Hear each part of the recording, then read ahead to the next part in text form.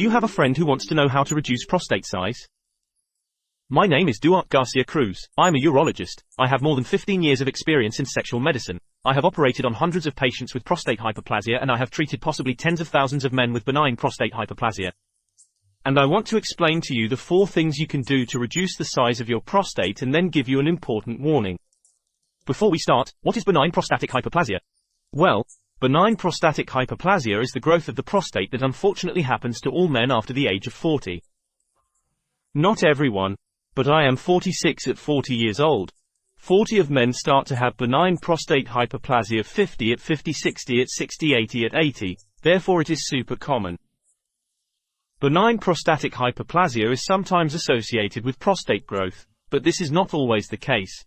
But it is usually associated with prostate growth, and what this prostate growth does is trap the flow of urine at the outlet of the bladder and produces symptoms.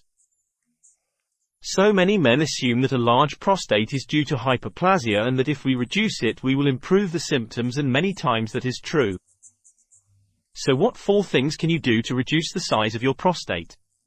First of all, diet and physical exercise. We know that keeping them thin, having a low lean mass fat mass index, that is, having more muscle mass than fat mass, makes the prostate healthier and works better. But the problem with this is that this does not work quickly. That is, no matter how much physical exercise I do today, my prostate will be exactly the same tomorrow. But we do know that in the long term, men who are thinner and more muscular are going to have fewer problems with prostate hyperplasia and also less prostate cancer and less aggressive prostate cancer. Therefore that would be the first of my tips. The second of my tips has to do with sexual frequency, and this is a highly sought after topic rather than highly discussed at conferences. People are very concerned about this. It's a question that my patients ask me a lot. What is the optimal sexual frequency? It's a difficult answer, but I would tell you that studies with celibate men people have not necessarily only a larger prostate but also more prostate problems. And that men who have a lot of sexual relations, especially in people who masturbate compulsively, will also cause prostatitis. So what is the middle ground? In some studies the average has been estimated between 2 and 3 ejaculations per week. It seems that 2 or 3 ejaculations per week is a reasonable amount to have the prostate in good condition and both in excess and in deficiency. The third thing I wanted to explain to you is natural products, which is something that you may have seen on the internet.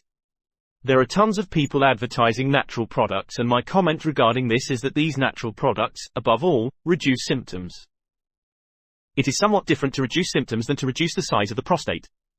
In my opinion, based on everything I see published in scientific articles, doctors and hospitals can post our research on the natural extract or natural product that is most effective in reducing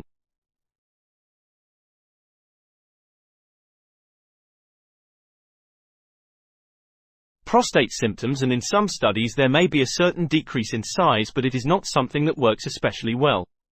This product for reduction is Serenoa repens. Above all, the Xanich extract of Serenoa repens is a medication that has been shown to reduce symptoms, not so much the size of the prostate, okay?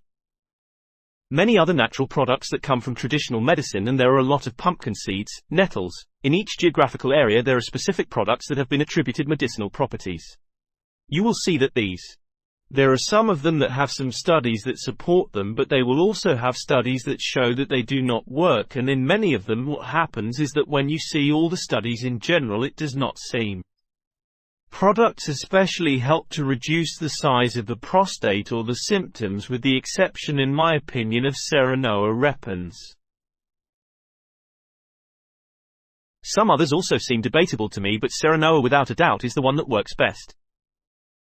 The fourth of the strategies to reduce the size of the prostate are things that, let's say, have to do with hospitals and doctors. One would be treatment with 5-alpha reductase inhibitors, finasteride and dutasteride. They are medications that block the transition from testosterone to dihydrotestosterone and that causes the prostate to shrink by around 40. I recommend using them in men under 50 years of age, and in my opinion under no circumstances for the treatment of alopecia do they seem dangerous drugs in that patient substrate, but older patients seem medically so. Effective and safe treatments reduce prostate volume by around 40% and save about 50% of surgeries. The safe or most effective way to reduce the size of the prostate is with surgery, but logically you should try to avoid reaching that point with these 3 tips that I gave you at the beginning. And here comes the warning that I introduced at the beginning of the video. There are multiple causes for prostate hyperplasia and prostate growth. Many of them are not yet genetic. There are families of men who all have very large prostates.